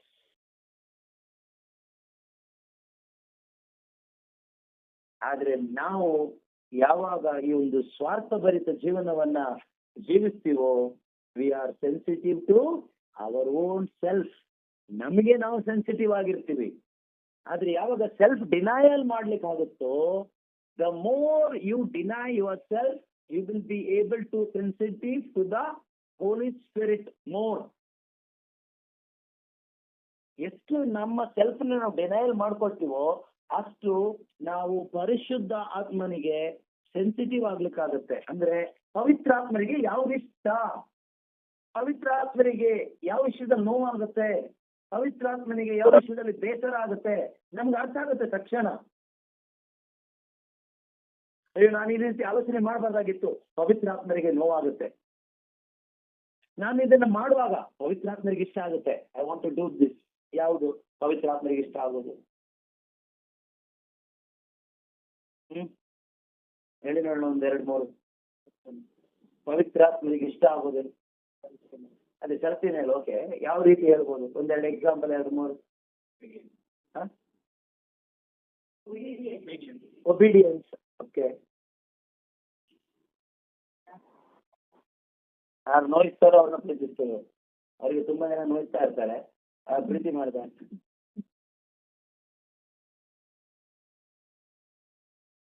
ಪವಿತ್ರಾತ್ಮರಿಗೆ ನಿಜವಾಗ್ಲೂ ಇಷ್ಟ ಆಗೋದು ಯಾವ್ದು ಗೊತ್ತಾ? Whatever you do in secret, hiding yourself and doing, ಅದು ಹೋಲಿ ಸ್ಪಿರಿಟ್ಗೆ ಇಷ್ಟ. ನಾವೇನ್ ಮಾಡ್ತೀವಿ, ಎಲ್ಲ ಮಾಡ್ತೀವಿ, ಎಲ್ರಿಗೂ ಗೊತ್ತಾಗುತ್ತೆ. ಈಗ ನಾನು ಯಾರನ್ನೆಲ್ಲ ಕ್ಷಮಿಸಿದ್ದೀನಿ ಅಂತ ನಿಮ್ಗೆಲ್ಲ ಗೊತ್ತು. ಯಾರೆಲ್ಲ ನನ್ನ ನೋಯಿಸಿದ್ದಾರೆ, ನಾನು ಅವ್ರ ಹತ್ರ ಹೋಗಿ ಮಾತಾಡಿದ್ದೀನಿ, ತಪ್ಪಿಕೊಂಡು ಕ್ಷಮೆ ಕೊಟ್ಟಿದ್ದೆಲ್ಲ ಗೊತ್ತು. ಪಾಪ ದಿವ್ಯಾಗೆ ತುಂಬಾ ಟಾರ್ಚರ್ ಕೊಟ್ಟಿದ್ರು ಇವರೆಲ್ಲ. ದಿವ್ಯ ಎಲ್ಲರ ಕಾಲಿಗೂ ಬಿದ್ದು ಪಾದ ತೊಳೆದು ನೀರು ಕುಡಿದು ತಂದಿದ್ದಾರೆ. ಇಷ್ಟು ಒಳ್ಳೆಯ ದೇವ ಸೇವಿಕೆ ಅಂತ ಅನ್ನಿಸಿಲ್ಲ. ಅದಲ್ಲ, ನಾಟ್ ದಟ್. ಹಾಗೆ ಹೇಳಿದಾಗ ಅವರಿಗೆ ಬೇಜಾರಾಯ್ತು ಮೇಲೆ. ಅದೇ ಪರವಾಗಿಲ್ಲ ಬಿಡಿ, ದೇವರನ್ನ ಸಾಯಿಸ್ತಾರೆ, ಒಂದು ಟ್ರೈನಿಂಗ್ ಇದೆಲ್ಲ. ಹೌದು, ಆಯ್ತಾ? So whatever we do in public, no use. But whatever we do in secret, without any benefit, ಯಾವುದೇ ಒಂದು ಲಾಭ ಇಲ್ಲದೆ, ಯಾವುದೇ ಒಂದು ಸುಖ ಇಲ್ಲದೆ, ಸೀಕ್ರೆಟ್ ಅಲ್ಲಿ ದೇವರ ಮೇಲಿನ ಪ್ರೀತಿಯಿಂದ ಇನ್ನೊಬ್ಬರಿಗೆ ನಾಗೋಸ್ಕರ ನಾವು ಮಾಡ್ತೀವಲ್ವಾ, ಹೋಲಿ ಸ್ಪಿರಿಟ್ಗೆ ಅದು ಇಷ್ಟ ಆಗುತ್ತೆ. ನಮ್ಗದು ಕಷ್ಟ ಆಗುತ್ತೆ. ಏನೋ ನಾ ಕೊಟ್ಟಿದ್ದೆಲ್ಲ ಓಕೆ. ಫಾರ್ ಎಕ್ಸಾಂಪಲ್ 50 ರೂಪಾಯಿ ಕೊಟ್ಟಿದ್ದೆಲ್ಲ ಓಕೆ, ಗೊತ್ತಾಗದೆ ಕೊಡ್ಬೋದು. 100 ರೂಪಾಯಿ ಓಕೆ. ಆದ್ರೆ 10 ಲಕ್ಷ ಎಲ್ಲ ಕೊಡುವಾಗ ಯಾರಿಗೂ ಗೊತ್ತಾಗ್ತಿಲ್ಲ ಅಂದ್ರೆ ಹೇಗೆ ಅಲ್ವಾ? ಹೌದು. 5 ರೂಪಾಯಿ, 10 ರೂಪಾಯಿ, 20 ರೂಪಾಯಿ, 100 ರೂಪಾಯಿ ಕೊಡುವಾಗ ಗೊತ್ತಾಗ್ತಿದ್ರೆ ಓಕೆ, ಪರವಾಗಿಲ್ಲ, ಏನ್ ದೊಡ್ಡ ಇದೇನಾಗೋದಿಲ್ಲ. ಅದು 1 ಲಕ್ಷ ಕೊಟ್ಟಾಗ ಅದು ಕೂಡ ಗೊತ್ತಾಗದೆ ಹೋದ್ರೆ, ನಾನು ಇಷ್ಟು ಮಾಡ್ತಾ ಇದ್ದೇನೆ ಅಂತ ಜನಕ್ಕೆ ಗೊತ್ತಾಗದೆ ಇದ್ರೆ, ಈ ಬ್ರದರ್ ಮತ್ತೆ ಮತ್ತೆ ಹೇಳ್ತಾ ಇರ್ತಾರೆ ಏನಂತ, ಯಾರು ಏನು ಮಾಡ್ತಾ ಇಲ್ಲ, ಯಾರು ಏನು ಮಾಡ್ತಾ ಇಲ್ಲ, ಯಾರು ಏನು ಮಾಡ್ತಾ ಇಲ್ಲ ಅಂತ. ಸೊ ನಾನು ಇಷ್ಟು ಮಾಡಿದ್ದೀನಿ ಅಂತ ಹೇಗಾದ್ರೂ ಒಂದು ತೋರಿಸ್ಬೇಕು ಜನಕ್ಕೆ. ಅದಕ್ಕೆ ಬೇಕಾದಷ್ಟು ನಾಟಕ ಬೆಲೆಗೆ ಅಲ್ವಾ? ಸೊ ಯಾವ್ದಾದ್ರು ಒಂದು ರೀತಿ ನಾವು ತೋರಿಸ್ಬೋದು. ಸೊ ಒಂದು ಎಕ್ಸಾಂಪಲ್ ನಾನು ಹೇಳ್ತಾರಲ್ಲ, ಅದೇ ರೀತಿ ಪ್ರತಿಯೊಂದು ಕೂಡ, ಒಂದು ಒಂದು ವಸ್ತುವನ್ನ ಕ್ಲೀನ್ ಮಾಡೋದಿರ್ಬೋದು, ಒಂದು ಜಾಗವನ್ನ ಕ್ಲೀನ್ ಮಾಡೋದಿರ್ಬೋದು, ಒಂದು ಸಣ್ಣ ವಿಷಯ ಇರ್ಬೋದು, ಒಂದು ಲೋಟ ನೀರು ಕೊಡುವಂಥದ್ದು ಇರ್ಬೋದು, ಬಟ್ಟೆ ಕೊಡುವಂಥದ್ದು ಇರ್ಬೋದು, ಪ್ರತಿಯೊಂದು ವಿಷಯ. What ever we do for the glory of Jesus, for the love of Christ, ಯೇಸುವಿನ ಮೇಲಿನ ಪ್ರೀತಿಯಿಂದ ನಾವು ಮನುಷ್ಯರಿಗೆ ಏನೆಲ್ಲ ಮಾಡ್ತೀವೋ, ನಮ್ಮ ಸುತ್ತಲೂ ಇರುವ ಮನುಷ್ಯರಿಗೆ. ಪ್ರಾರ್ಥನೆ ಎಲ್ಲ ಹೇಳ್ತಾರದು, ಪ್ರಾರ್ಥನೆನ ಸೀಕ್ರೆಟ್ ಅಲ್ಲೇ ಮಾಡ್ಬೇಕು, ಅದು ಬೇರೆ ವಿಷಯ. ಯೇಸ್ವಾಮಿ ಹೇಳ್ತಾರಲ್ವಾ, ಉಪವಾಸದ ವಿಷಯದಲ್ಲಿ, ಅದೇ ರೀತಿನಲ್ಲಿ ಧಾರ್ಮಿಕ ಆಚರಣೆಗಳನ್ನ ಮಾಡೋ ವಿಷಯದಲ್ಲಿ, ಕಾಣಿಕೆ ಕೊಡೋ ವಿಷಯದಲ್ಲಿ, ಪ್ರಾರ್ಥನೆ ಮಾಡೋ ವಿಷಯದಲ್ಲಿ, whatever you do in secret, your heavenly father will reward you. ನೀವು ಗುಪ್ತವಾಗಿ ಸೀಕ್ರೆಟ್ ಅಲ್ಲಿ ಮಾಡುವ ಈ ಕಾರ್ಯಗಳಿಗೆ ನಿಮ್ಗೆ ಪಬ್ಲಿಕ್ ಅಲ್ಲಿ ರಿವಾರ್ಡ್ ಕೊಡ್ತಾರೆ ದೇವರು, ನಿಮ್ಮನ್ನ ದೇವರು ಸನ್ಮಾನಿಸ್ತಾರೆ ಅಂತ. ಸೊ ಯಾವಾಗ ನಾವು ಈ ಸೆಲ್ಫ್ ನ ಇಟ್ಕೊಳ್ತೀವೋ, ನಾವು ಸೀಕ್ರೆಟ್ ಅಲ್ಲಿ ಏನು ಮಾಡಕ್ಕಾಗಲ್ಲ. ನಮ್ ಸೀಕ್ರೆಟ್ ಅವಾಗ ಹೊಡೆದೋಗ್ತಾ ಇರುತ್ತೆ. ಸುಮಾರು ಕಂಟ್ರೋಲ್ ಮಾಡ್ತೀವಿ, ನಮ್ಮ ಒಂದು ಸೆಲ್ಫ್ ಇಂದ ಕಂಟ್ರೋಲ್ ಮಾಡ್ತೀವಿ. ಹೇಳ್ಬಾರ್ದು, ನಾನು ಮಾಡೋದು ಯಾರಿಗೂ ಗೊತ್ತಾಗಬಾರ್ದು, ನಾನು ಕೊಡೋದು ಯಾರಿಗೂ ಗೊತ್ತಾಗಬಾರ್ದು ಅಂತ ತುಂಬಾ ಕಂಟ್ರೋಲ್ ಮಾಡ್ತೀವಿ. ಮಾಡಿ ಯಾರು ರೆಸ್ಪೆಕ್ಟ್ ಕೊಡದೇ ಇದ್ದಾಗ ಲಾಸ್ಟಿಗೆ ಎಲ್ಲೋ ಈ ಕಡೆ ಸ್ವಲ್ಪ ನಾವು ಲೀಕ್ ಆಗ್ತೀವಿ, ನಮ್ಮನ್ನು ನಾವು ತೋರಿಸ್ತೀವಿ, ನಾನಿದ್ದೀನಿ ಇಲ್ಲಿ. ನೀವು ಅಷ್ಟೆಲ್ಲ ಅಂಡರ್ ಎಸ್ಟಿಮೇಟ್ ಮಾಡೋದು ಬೇಡ. ನನ್ನನ್ನ ನೋಡಿ, ನಾನು ಏನೇನ್ ಮಾಡಿದ್ದೀನಿ ಅಂತ ಗೊತ್ತಾಗ್ಬೇಕಾ? ನೋಡಿ, ನಂಬರ್ 1, ನಂಬರ್ 2, ನಂಬರ್ 3 ಅಂತ ಬಂದಿರೋದು. ಸೊ ಸೆಲ್ಫ್ ಡಿನಯಲ್ ಹೋಲಿ ಸ್ಪಿರಿಟ್ಗೆ ತುಂಬಾ ಇಷ್ಟ. ಈ ಹೋಲಿ ಸ್ಪಿರಿಟ್ಗೆ ಇಷ್ಟವಾದ ರೀತಿಯಲ್ಲಿ ನಾವು ಮಾಡ್ಬೇಕು ಸೋದರಿಯರೇ. ಇದಕ್ಕೆ ಸೂತ್ರ ಒಂದೇನೆ, ನಾವು ಹೇಳಿದ್ವಲ್ವಾ, ಮತ್ತಾಯ 13:45, ಅನರ್ಘ್ಯವಾದ ಮುತ್ತು. ಆ ಮುತ್ತಿನ ಬೆಲೆ ನಮಗೆ ಅರ್ಥ ಆಗಬೇಕು. ಆ ಒಂದು ಮುತ್ತಿನ ಬೆಲೆ, ಏಸು ಆಗಿರೋ ಮುತ್ತಿನ ಬೆಲೆ ನಮಗೆ ಅರ್ಥ ಆಗ್ಬೇಕು ಅಂತ ಪೌಲರು ಹೇಳ್ತಾರಲ್ವಾ. ಫಿಲಿಪ್ಪಿಯರಿಗೆ ಬರೆದ ಪತ್ರಿಕೆ 3:8 ಹೇಳ್ತಾರೆ ನೋಡಿ.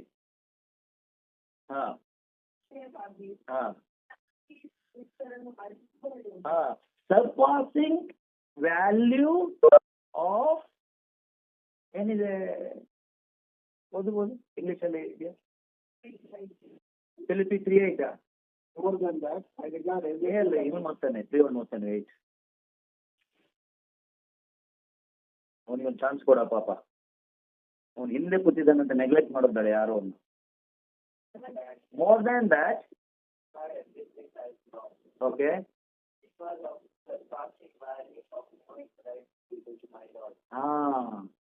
surpassing value of knowing Christ Jesus my Lord.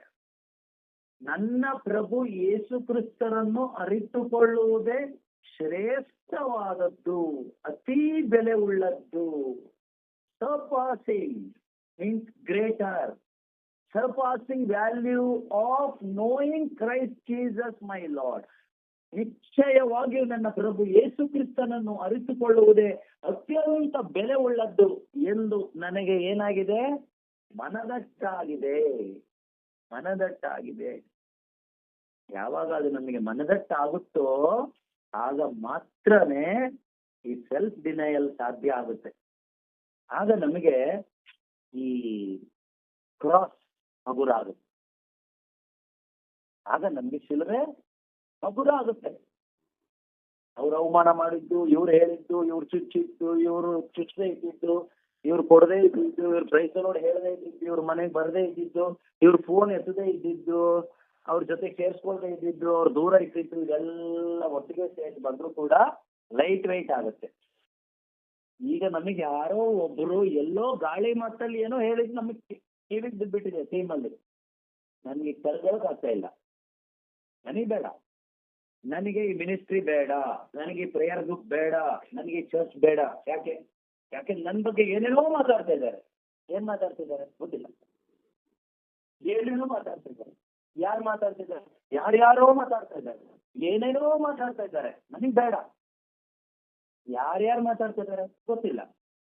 ಏನೇನ್ ಮಾತಾಡ್ತಾ ಇದ್ದಾರೆ ಅದು ಗೊತ್ತಿಲ್ಲ. ಮತ್ತೆ ಹೇಗೆ ಗೊತ್ತಾಯ್ತು ನಿಂಗೆ? ಎಲ್ಲರೂ ಏನೇನೋ ಹೇಳ್ತಾ ಇದ್ದಾರೆ. ಈ ಗಿಲ್ಟ್ ಫೀಲಿಂಗ್ ಬಂದ್ಬಿಟ್ಟಿದೆ ಈಗ. ಸೊ ಅವಾಗೇನಾಗುತ್ತೆ? ಶಿಲುಬೆ ಹೊತ್ಕೊಳಕ್ ಆಗುತ್ತಾ ಇಲ್ಲ. ಯಾರು ಏನ್ ಹೇಳಿದ್ರೋ ಗೊತ್ತಿಲ್ಲ, ಯಾರು ಹೇಳಿದವನು ಯಾರು ಗೊತ್ತಿಲ್ಲ, ಏನ್ ಹೇಳಿದ್ರು ಗೊತ್ತಿಲ್ಲ, ಏನ್ ವಿಷಯ ಗೊತ್ತಿಲ್ಲ. ಆದ್ರೂ ನಮ್ಮ ಮೈಂಡಿಗೆ ಏನೋ ಅನಿಸ್ತಾ ಇದೆ ಆ ರೀತಿ. ಸೊ ಈ ಶಿಲುಬೆ ವಿಷಯನೇ ಇಲ್ಲ ನಮಗೆ ಇವತ್ತು ಆಗ್ತಾ ಇಲ್ಲ ಬದುಕುವುದು. ಯೋಚನೆ ಮಾಡಿ ನೋಡಿ, ನಾವು ಹೇಗೆ ದೇವ್ರನ್ನ ಮೇಲೆ ಪಡಿಸ್ಲಿಕ್ಕೆ ಆಗುತ್ತೆ ಹೀಗಿರುವಾಗ?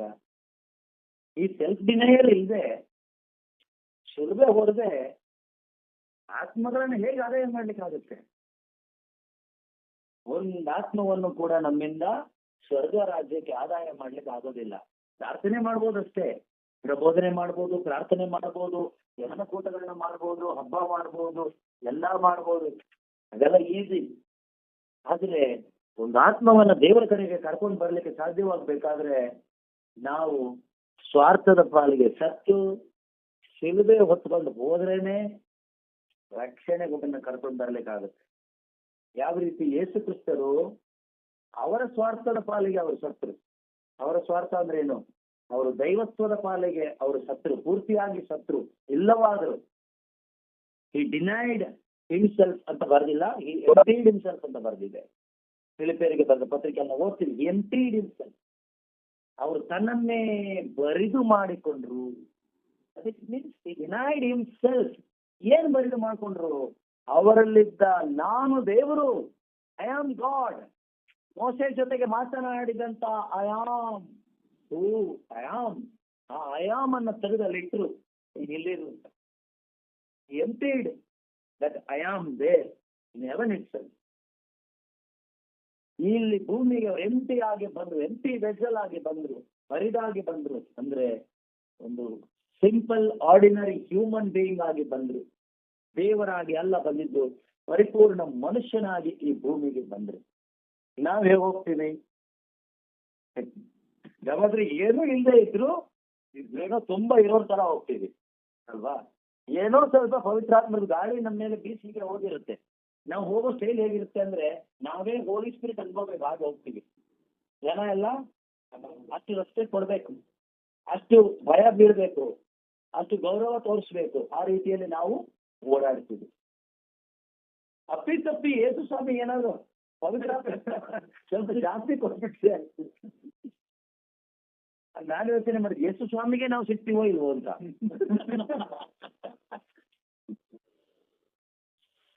ಯೇಸು ಸ್ವಾಮಿಯನ್ನೇ ತುಳಿದು ಬಿಟ್ಟು ಹೋಗುವಂತ ಒಂದು ಮೆಂಟಾಲಿಟಿ ಇದೆ.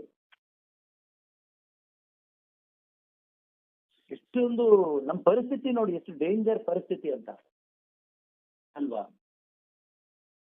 ಅದಕ್ಕೆ ಎಕ್ಸಾಂಪಲ್ ಹಳೆ ಉಡಂಬಡಿಕೆಯಲ್ಲಿ ಒಂದು ಸಾಮುವೇಲ್ ಪ್ರವಾದಿಯ ಪುಸ್ತಕ, ಮೊದಲನೇ ಸಾಮುವೇಲ್ 15-16ನೇ ಅಧ್ಯಾಯದಲ್ಲಿ, ಈಗ ಓದೋದು ಬೇಡ, ಟೈಮ್ ಇಲ್ಲ, ಆಮೇಲೆ ನೀವು ಓದ್ಕೊಳ್ಳಿ.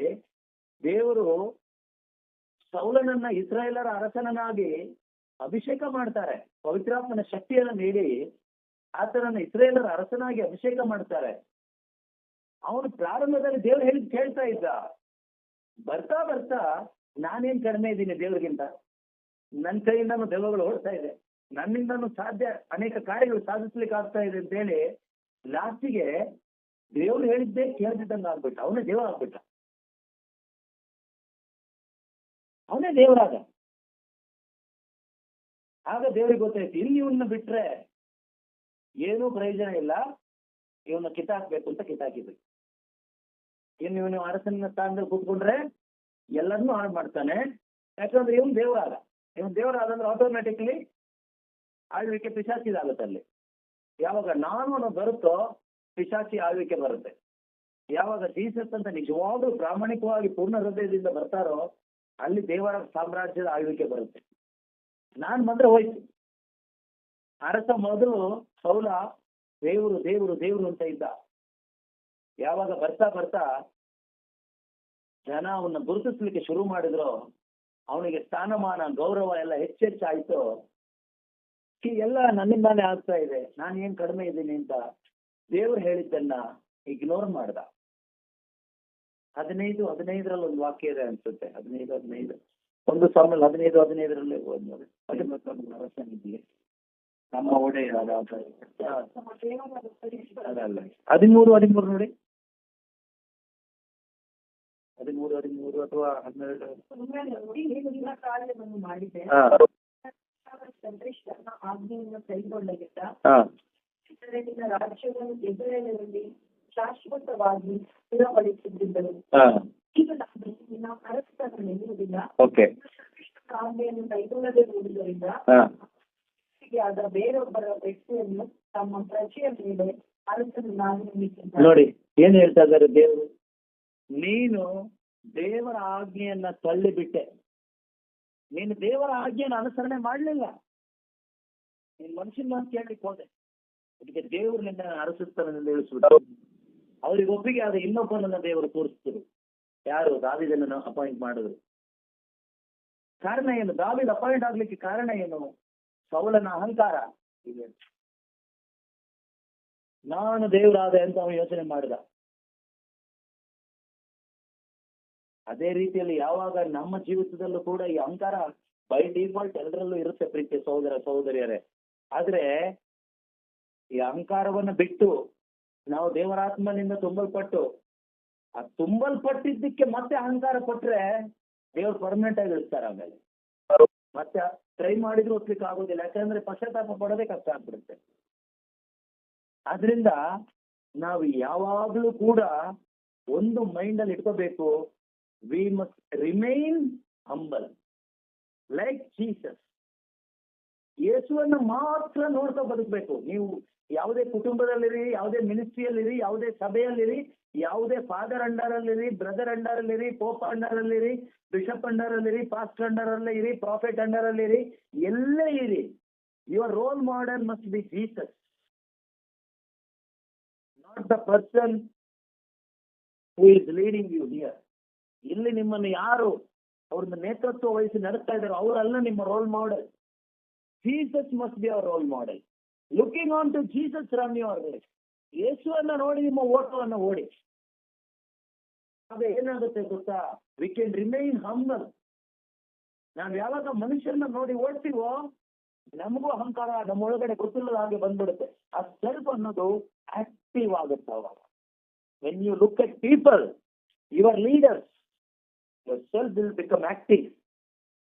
When you look at Jesus, who is the true leader of your soul, you can lose yourself. You can deny yourself. That is where you are getting the true strength, inner strength to work for the kingdom of God. ಯಾವಾಗ ನಾವು ಯೇಸುವನ್ನು ನೋಡ್ತೀವೋ ನಾವು ಸ್ವಾರ್ಥವನ್ನ ಕಳ್ಕೊಳ್ತೀವಿ. ನಮ್ಮನ್ನು ನಾವು ಪರಿತ್ಯಜಿಸ್ಕೊಳ್ಳಿಕ್ಕಾಗುತ್ತೆ. ಮಾತ್ರವಲ್ಲ, ಆಮೇಲೆ ಶಿಲುಬೆಯನ್ನ ಸಂತೋಷವಾಗಿ ಹೊತ್ಕೊಳ್ಳಿಕ್ಕಾಗುತ್ತೆ. ಅದ್ರಲ್ಲೇನು ನಾನು ಸಂತೋಷ ಹೊತ್ಕೊಂಡೆ ಅಂತ ಹೇಳೋದೇನೂ ಇರೋದಿಲ್ಲ. You can carry the cross daily without any struggle, without any argument, justification, nothing, without any statement. ನಾನು ಒಪ್ಕೊಳ್ತಾ ಇದ್ದೀನಿ, ನಾನು ಇಷ್ಟು ಅವಮಾನ, ಇವ್ರದ್ದು 3 ಜನದ ಅವಮಾನ ನಾನು ಒಪ್ಕೊಂಡಿಲ್ವಾ, ಇನ್ನು ಹೇಳೋದಿಲ್ಲ. Because you are dead, nothing to say, but you will carry. The cross will become very light weight for you. Now small cross is heavy weight for us because you are still alive. ನೀನು ನಿನ್ನ ಪಾಲಿಗೆ ತುಂಬಾ strong ಆಗಿ ಬದುಕ್ತಾ ಇರೋದ್ರಿಂದ ಸಣ್ಣ ಶಿಲುಬೆ ಕೂಡ ನನಗೆ ಹೆವಿ ಆಗ್ಬಿಟ್ಟಿದೆ, ತುಂಬಾ ಹೆವಿ ಆಗ್ಬಿಟ್ಟಿದೆ. ಯೇಸು ಹೇಳೋ ಮಾತು, ನೀನು ನನ್ನ ಶಿಷ್ಯನಾಗಬೇಕಾ, ನಿನ್ನನ್ನು ನೀನು ಪರಿತ್ಯಜಿಸು. ಇದೆಲ್ಲಿವರೆಗೆ ಪರಿತ್ಯಾಗ ಇರಬೇಕು? ಸಾಯುವ ತನಕ, ಈ ದೇಹದಲ್ಲಿ ನಾನಿರುವ ತನಕ, ಈ ದೇಹ ಎಂಬ ಗುಡಾರದಲ್ಲಿ ನಾನಿರುವ ತನಕ, ನಾನು ಬದುಕಿರುವ ತನಕ ಪರಿತ್ಯಜಿಸ್ತಾನೇ ಇರಬೇಕು. ಆಗ ಮಾತ್ರವೇ ಶಿಲುಬೆ ಹೊತ್ಕೊಳ್ತಾ ಇರ್ಬೋದು. ಹೊರೆ ಅನ್ಸೋದಿಲ್ಲ, ಅವಾಗ ನಮಗೆ ಭಾರ ಅನ್ಸೋದಿಲ್ಲ. ಭಾರ ಅನಿಸ್ತಾ ಇದೆ ಅಂದ್ರೆ ನೀನ್ ಸರಿ ಇಲ್ಲ ಅಂತಾನೆ ಅರ್ಥ. ನನಗೆ ತುಂಬಾ ಬೇಜಾರು ಮಾಡ್ತಾ ಇರೋದು, ಅದಕ್ಕೆ ನಾ ಬರಲ್ಲ, ನೀನ್ ಬರಬೇಡ. ನಾನು ಅದಕ್ಕೆ ಅವಾಗ ಹೇಳ್ತಾ ಇರೋದು, ನೀನ್ ಬರಬೇಡ ಅಂತಾನೆ ಹೇಳೋದು ಅದಕ್ಕೇನೆ. ನನಗೆ ಹೆಣ ಹೊತ್ಕೊಂಡು ಹೋಗ್ಲಿಕ್ಕೆ ಟೈಮ್ ಇಲ್ಲ. ಅಲ್ಲ, ಬರೋದಿಲ್ಲ ಅಂತ ಹೇಳಿದ್ರೆ ನೀವು ಸಾಂತ್ವನ ಹೇಳ್ಬೇಕು ತಾನೆ, ಯಾಕಪ್ಪ ಏನಪ್ಪ ಅಂತ. ನೀವೊಬ್ರು ಲೀಡರ್ ಆಗ್ಬಿಟ್ಟು ಹೆಂಗೋ ಮಾಡೋದು, ಬರೋದಿಲ್ಲ ಅಂತ ಹೋಗು ಅಂತ ಹೇಳೋಕ್ಕಾಗತ್ತಾ? ಸರಿನಾ? ಅದು ಸರಿ ಅಲ್ಲ, ನಿಮ್ ಲೆಕ್ಕದಲ್ಲಿ ಸರಿ ಅಲ್ಲ. ನಿನಗೆ ಸಮಾಧಾನ ಮಾಡಕ್ ಆಗಲ್ಲ. ನೀವು ಮಾನಸಿಕವಾಗಿ ಸಮಾಧಾನ ಮಾಡಿ ಏನ್ ಪ್ರಯೋಜನ ಇಲ್ಲ. ಮತ್ತೇನ್ ಮಾಡ್ಬೇಕು? ನೀನು ಸತ್ಯವನ್ನು ಅರಿತುಕೊಳ್ಳಬೇಕು. You must know the truth. Only the truth can set you free. ನಾನು ಸಮಾಧಾನ ಮಾಡಿ ನೀನ್ ಫ್ರೀ ಆಗಲ್ಲ. ಕೆಲವು ಹೇಳ್ತಾರೆ ನನಗೆ, ನೀವು ಹೋಗೊಂದ್ಸರಿ ಸಮಾಧಾನ ಮಾಡ್ಬೋದಲ್ಲ ಅವರಿಗೆ ಅಂತ. ಏನ್ ಸಮಾಧಾನ ಮಾಡೋದಿದೆ? ಏನ್ ಸಮಾಧಾನ ಮಾಡ್ಬೇಕು? ಅವ್ರ ಒಳಗಡೆ ಪ್ರಾಬ್ಲಮ್, ಅವ್ರದ್ದು ಪ್ರಾಬ್ಲಮ್, ನಾನಲ್ಲ ಪ್ರಾಬ್ಲಮ್. ಅವ್ರು ಇನ್ನೊಬ್ರು ಯಾರೋ ಹೇಳಿದ್ದಲ್ಲ ಪ್ರಾಬ್ಲಮ್. ಅವ್ರು ಜೀವಂತವಾಗಿರೋದೇ ಪ್ರಾಬ್ಲಮ್. ಈಗ ಅವ್ರು ಸಾಯ್ಬೇಕಂದ್ರೆ ಸತ್ಯದ ಅರಿವು ಹೋಗ್ಬೇಕು, ಯೇಸುವಿನ ಬೆಲೆ ಗೊತ್ತಾಗ್ಬೇಕು. Knowing Jesus, the surpassing value of knowing Jesus Christ, the Lord and the saviour, is the ultimate answer to deny yourself. ಈ ಸ್ವಾರ್ಥ ಸಾಯ್ಲಿಕ್ಕಿರ್ತಕ್ಕಂಥ ಏಕೈಕ ಉತ್ತರ ಏನು ಕೇಳಿದ್ರೆ, ಯೇಸುವಿನ ಬೆಲೆ ನನಗೆ ಅರ್ಥ ಮಾಡ್ಕೊಳ್ಳೋದೇ ಪರಿಹಾರ. ಯೇಸುವಿನ ಬೆಲೆ, ಆ ಅನರ್ಘವಾದ ಮುತ್ತಿನ ಬೆಲೆ ನನಗೆ ಅರ್ಥ ಆದಷ್ಟು ಆದಷ್ಟು ಆದಷ್ಟು ಆದಷ್ಟು ಆದಷ್ಟು the more I know Jesus, more I can deny myself. The more I can deny myself, the more I can carry the cross for the glory of God every day and follow Jesus and bring glory to God. ದೇವರಿಗೆ ಮಹಿಮೆ ತರಬಹುದು. ಇದಕ್ಕೆ ಯಾರ್ದು ಏನು ಸಹಾಯ ಸಹಕಾರ ಏನು ಬೇಕಾಗಿಲ್ಲ. ಅವ್ರದ್ದು ಎನ್ಕರೇಜ್ಮೆಂಟ್ ಬೇಕು, ಇವ್ರದ್ದು ಎನ್ಕರೇಜ್ಮೆಂಟ್ ಬೇಕು, ಅವ್ರ ಜೊತೆಲಿ ಇರ್ತಿದ್ವಿ, ಯಾವುದು ಬೇಕಾಗಿಲ್ಲ. ಇದೆಲ್ಲ ಎಕ್ಸ್ಪೆಕ್ಟೇಷನ್ ಮಾಡ್ತಿದೀವಿ ಅಂದ್ರೆ ಏನು? ನೀನ್ ಜೀವನವಾಗಿದೆಯಾ? ಅದೇ ನಿನ್ನ ಪ್ರಾಬ್ಲಮ್. ನಿನ್ನ ಬದುಕಿರೋದೇ ಪ್ರಾಬ್ಲಮ್. ಬೇಗ ಸಾಯಿ ಅಂದ್ರೆ ಸ್ವಾರ್ಥದ ಪಾಲಿಗೆ ಸಾಧ್ಯ. ಆಗ ಯೇಸುವಿಗೆ ಆಗಿ ನೀವು ಬದುಕೋದು. ಯೇಸುಗಾಗಿ ಬದುಕ್ತೀನಿ ಅಂತ ಹೇಳ್ಬಿಟ್ಟು ಕೈ ಮೇಲೆ ಹಾಡಿದ್ರೆ ಆಗೋದಿಲ್ಲ, ಸ್ತುತಿಸಿದ್ರೆ ಆಗೋದಿಲ್ಲ. ಎಲ್ರಿಗೂ ಇದು ಕಷ್ಟನೇ. ಇದು ಸುಲಭ ಯಾರಿಗೆ ಕೇಳಿದ್ರೆ ಯಾರಿಗೂ ಇಲ್ಲ. ನನಗೂ ಕಷ್ಟ, ನಿಮಗೂ ಕಷ್ಟ, ನಮ್ಗೆಲ್ರಿಗೂ ತುಂಬಾ ಕಷ್ಟ. ಆದ್ರೆ ಇದು ಸುಲಭ ಆಗೋದು ಹೇಗೆ ಅಂದ್ರೆ ನೋಯಿಂಗ್ ಕ್ರೈಸ್ಟ್. ಅದಕ್ಕೆ ಯೇಸು ಸ್ವಾಮಿ ಯೋಹಾನನ ಶುಭ ಸಂದೇಶ 17:3 ಹೇಳ್ತಾರೆ, ಜಾನ್ 17:3 ಹೇಳ್ತಾರೆ, knowing god, knowing Jesus Christ is eternal life. ಈ ಜೀವನದ ಅನುಭವ ಅಂದ್ರೆ ಈ ಲೋಕದ ಜೀವನ ಏನು ನೋಯಿಂಗ್ ಬೇಡ, ಲೋಕನ ತಿಳ್ಕೊಂಡ್ರೆ ಸಾಕು. ಅಮರ ಜೀವನ ಅನುಭವದಲ್ಲಿ ಬದುಕಬೇಕಾ? Knowing Jesus, that is eternal life. ಅಲ್ಲಿ ನಿಮ್ಗೇನ್ ಸಿಗುತ್ತೆ? ಯೇಸುವನ್ನು ಅರಿತುಕೊಂಡಾಗ ಏನ್ ಸಿಗುತ್ತೆ? ಜೀವ. ಆ ನಿತ್ಯ ಜೀವನವೇ ಯೇಸುವನ್ನು ಹಿಂಬಾಲಿಸೋದು. ಓದಿ ನೋಡೋಣ ವಾಕ್ಯ, ಜಾನ್ 17:3. ನಿಜ ದೇವರಾದ ನಿಮ್ಮನ್ನು ಏಕೈಕ ನಿಜ ದೇವರಾದ ನಿಮ್ಮನ್ನು ಕೊಟ್ಟಾಗಿ ಕ್ರಿಸ್ತನನ್ನು ನೀವು ಕಳುಹಿಸಿಕೊಟ್ಟ ಯೇಸು ಕ್ರಿಸ್ತನನ್ನು ಜೀವ ಅರಿತುಕೊಳ್ಳುವುದೇ ನಿತ್ಯ ಜೀವ. ಒಂದು ತಿಳ್ಕೊಳ್ಳಿ, ಎಲ್ಲಾದ್ರೂ ನಾವು ಸ್ವಲ್ಪ ಪೂರ್ತಿ ಅಲ್ಲದಿದ್ರು ಎಲ್ಲಾದ್ರೂ ನಾನು ಸ್ವಲ್ಪ ಸೆಲ್ಫ್ ರೆಸ್ಪೆಕ್ಟ್, ಸ್ವಲ್ಪ ಆತ್ಮ ಗೌರವ, ಆತ್ಮ ಪ್ರಶಂಸೆ ಅಥವಾ ಏನೋ ಬಯಸ್ತಾ ಇದ್ದೀನಿ, ಅದು ನನಗೆ ಬೇಜಾರಾಗ್ತಾ ಇದೆ ಅಂತ ಅನ್ಸಿದ್ರೆ ತಿಳ್ಕೋಬೇಕು, ನಾನು ಜೀವ ಪಡ್ಕೊಳ್ತಾ ಇದ್ದೀನಿ ಅಂತ. ತಕ್ಷಣ ಸಾಯಕ್ಕೆ ರೆಡಿ ಆಗ್ಬೇಕು. ಸಾಯಕ್ಕೆ ರೆಡಿ ಆಗೋದು ಹೇಗೆ? ಯೇಸುವನ್ನ ಅರಿತುಕೊಳ್ಳೋದ್ರ ಮುಖಾಂತರ. ಯೇಸುವನ್ನ ಅರಿತುಕೊಳ್ಳೋದ್ರ ಮುಖಾಂತರ ಟೈಮ್ ನಾವು ಕೊಡ್ಬೇಕಾಗತ್ತೆ. ನಾನು ಯೇಸುವನ್ನ ಅರಿತುಕೋಬೇಕು ಇನ್ನು.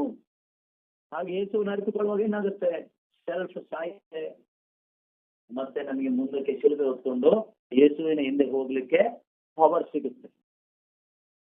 ಮತ್ತೆ ಸ್ವಲ್ಪ ದೂರ ಹೋಗುವಾಗ ಮನುಷ್ಯರ ಮಧ್ಯದಲ್ಲಲ್ವಾ ನಾವು ಬದುಕ್ತಾ ಇರೋದು. ಅವಾಗ ಜೀವ ಬರ್ತಾ ಇರುತ್ತೆ ನಮ್ಗೆ. ಒಮ್ಮೆ ಸತ್ತೋಗ್ಬಿಡ್ತೀವ ಪರ್ಮನೆಂಟ್. ಪರ್ಮನೆಂಟ್ ಎಲ್ಲ ಸಾಯಲ್ಲ, ಅವಾಗ ಜೀವ ಬರ್ತಾ ಇರುತ್ತೆ. ಈಗ ಫ್ರಾನ್ಸಿಸ್ ಅನ್ನಂಗೆ ಜೀವ ಈಗ ಇಲ್ಲ. ಸ್ವಲ್ಪ ದಿವಸ ಆದ್ಮೇಲೆ 4 ಜನ ಸೇರಿ ಜೀವ ಕೊಡ್ತಾರೆ ಅವರಿಗೆ. ಏನ್ ಫ್ರಾನ್ಸಿಸ್ ನೀವು ಇಷ್ಟು ತ್ಯಾಗ ಮಾಡ್ತೀರಿ, ನಿಮ್ಗೊಂದು ಮರ್ಯಾದೆನೆ ಕೊಡ್ತಾ ಇಲ್ಲ, ಯಾಕೆ ಸುಮ್ಮನೆ? ಹೌದಲ್ವಾ? ಫ್ರಾನ್ಸಿಸ್ಗೆ ಯೋಚನೆ ಬರುತ್ತೆ. ಏನ್ ಮಾಡ್ತಾರೆ ಇವ್ರು ಬಂದು ಇವರ ಸ್ವಿಚ್ ಅನ್ನ ತೆಗೆದು ಇವರಿಗೆ ಒಳಗಡೆ ಕನೆಕ್ಟ್ ಮಾಡ್ತಾರೆ. ಇವ್ರು ಪಾಪ ಈ ಸ್ವಿಚ್ ನ ಪ್ಲಗ್ ನ ತಗೊಂಡೋಗಿ ಜೀಸಸ್ಗೆ ಕನೆಕ್ಟ್ ಮಾಡಿ ಇಟ್ಟಿದ್ರು. ಪಕ್ಕದಲ್ಲಿ ಇವ್ರು ಬರ್ತಾರೆ. ಇವ್ರು ಬಂದ್ಬಿಟ್ಟು ಏನ್ ಮಾಡ್ತಾರೆ? ಪ್ಲಗ್ ನ ತಗೊಂಡ್ ಬಂದು ವಾಪಸ್ ಫ್ರಾನ್ಸಿಸ್ ಸೆಲ್ಫ್ಗೆ ಹೇಗೆ ಕನೆಕ್ಟ್ ಮಾಡ್ತಾರೆ. ಆಗ ಫ್ರಾನ್ಸಿಸ್ಗೆ ನಾನು ಇದೀನಲ್ವಾ, ಒಳ್ಳೆ ನನ್ನ ಮೇಲೆ ಎಷ್ಟೊಂದು ಪ್ರೀತಿ ನೋಡಿ ನಿಮಗೆ ಅಲ್ವಾ? ನೀವು ಬಂದು ಹೇಳಿದ್ರಿಂದ ನನಗೆ ಗೊತ್ತಾಯ್ತು. ನಾವು ಇಷ್ಟೆಲ್ಲ ಮಾಡ್ತೀವಲ್ವಾ, ಒಂದು ಮರ್ಯಾದೆ ಇಲ್ಲ ಮನುಷ್ಯನಿಗೆ. ಬರೆದು ಬಿಟ್ಟು ಒಂದು ಊಟ ಕೊಡೋದಿಲ್ಲ, ಒಂದು ಟೀ ಕೊಡೋದಿಲ್ಲ. ಸುಮ್ಮನೆ ಕೆಲಸಕ್ಕೆ ಬಾರದಿದ್ದವರಿಗೆಲ್ಲ ಲವಿಟಾಗೆ ಕರೆದು ಟೀ ಕೊಡ್ತಾರೆ, ಈ ಬೆಂಚಗೆ ಕರೆದು ಕಾಫಿ ಕೊಡ್ತಾರೆ. ಸೊ ಇಷ್ಟೆಲ್ಲ ಹೌದು, ಕರೆಕ್ಟ್, ನೀವು ಹೇಳಿದ್ ಕರೆಕ್ಟ್. ಕೆಲವು ಒಂದು ಮನುಷ್ಯನಿಗೆ ಒಂದು ಮರ್ಯಾದೆ ಅನ್ನೋದು ಏನು ಇಲ್ಲ ಇಲ್ಲಿ. ಸರಿ, ನಾವು ಮೊದಲು ಅಲ್ಲಿ ಮೀನ್ ಕೆಲಸ ಮಾಡಿದ್ರೆ ಎಷ್ಟು ಮರ್ಯಾದೆ ಕೊಡ್ತಾ ಇದ್ರು. ಕರ್ಕೊಂಡು ಹೋಗಿ ಅವರು ದುಡ್ಡು ಕೊಟ್ಟು ಎಲ್ಲ ಕೊಡ್ತಾ ಇದ್ರು. ಈಗ ಜೀಸಸ್ ಅಂತ ಬಂದ ಮೇಲೆ ಯಾರ್ಯಾರಿಗೆ ಏನೇನೋ ಸಿಗ್ತಾ ಉಂಟು. ನಾವು ಇಷ್ಟು ಕಷ್ಟಪಟ್ಟು ಹಗಲು ರಾತ್ರಿ ದುಡಿತೀವಿ, ನಮಗೇನು ಸಿಗ್ತಾ ಇಲ್ಲ. ಸೇಲ್ಸ್ಗೆ ಕನೆಕ್ಟ್ ಆಯ್ತು. ಕನೆಕ್ಟ್ ಆದಾಗ ಏನಾಗುತ್ತೆ? ಕನೆಕ್ಟ್ ಆಗುತ್ತೆ, ಬೇಜಾರಾಗತ್ತೆ, ಮೂಲೆ ಕೂತ್ಕೊಳ್ತೀವಿ. ಯಾರು ಬೇಡ ನನಗೆ, ನೀವು ಹೇಳಿದ್ದಾರೆ ಸಾಕು. ದೇವರು ನಾನು ಡೈರೆಕ್ಟ್ ಡೀಲ್ ಮಾಡ್ಕೊಂಡಿರ್ತೀನಿ, ನೀವು ಯಾಕೆ ಬೇಕು? ಮತ್ತೆ ಧ್ಯಾನಕ್ಕೆ ಹೋದಾಗ, ಸತ್ಯದ ಅರಿವು ಸಿಕ್ತಾಗ, ಮತ್ತೆ ಕನೆಕ್ಷನ್ ಹೋಲಿ ಸ್ಪಿರಿಟ್ ಎತ್ಕೊಂಡು ಹೋಗಿ ಮೇಲ್ ಕನೆಕ್ಟ್ ಮಾಡ್ತಾರೆ ಜೀಸಸ್ಗೆ. ಆಗ ಮತ್ತೆ ಬದುಕೋದಾದರೆ ಅದು ನಿಮಗಾಗಿಯೇ ಮತ್ತೆ ಹೇಳ್ತೀವಿ, ಈ ಜೀವವು ನಿನ್ನಗಾಗಿಯೇ ಅಂತ ಹಾಡ್ತೀವಿ, ಹೇಳ್ತೀವಿ, ಕುಣಿತೀವಿ, ಡ್ಯಾನ್ಸ್ ಮಾಡ್ತೀವಿ, ಎಲ್ಲರೂ ಸೇರಿ ಆಮೇಲೆ ಹೇಳ್ತೀವಿ, ಬರ್ತೀವಿ. ಬರೋ ದಾರಿಲೇ ಶುರುವಾಗುತ್ತೆ. ಅವನು ಸುಮ್ಮನೆ ಇರ್ತಾನ? ಶತ್ರು ಅದು ಸೈತಾನ. ಅವನಿಗೆ ಬ್ಲಡ್ ಕೈ ಹಾಕಿ ವಾಪಸ್ ನಿಮ್ಗೆ ಸೆಲ್ಫ್ಗೆ ಕನೆಕ್ಟ್ ಮಾಡ್ಲಿಕ್ಕೆ ಅವನು ಟ್ರೈ ಮಾಡ್ತಾನೆ ಅಂತ ನೀವು ಬಿಡಬಾರ್ದು. ಅವನ ಕೈ ಮೇಲೆ ಹೋದ ಹಾಗೆ ನೀವು ನೋಡ್ಬೇಕು.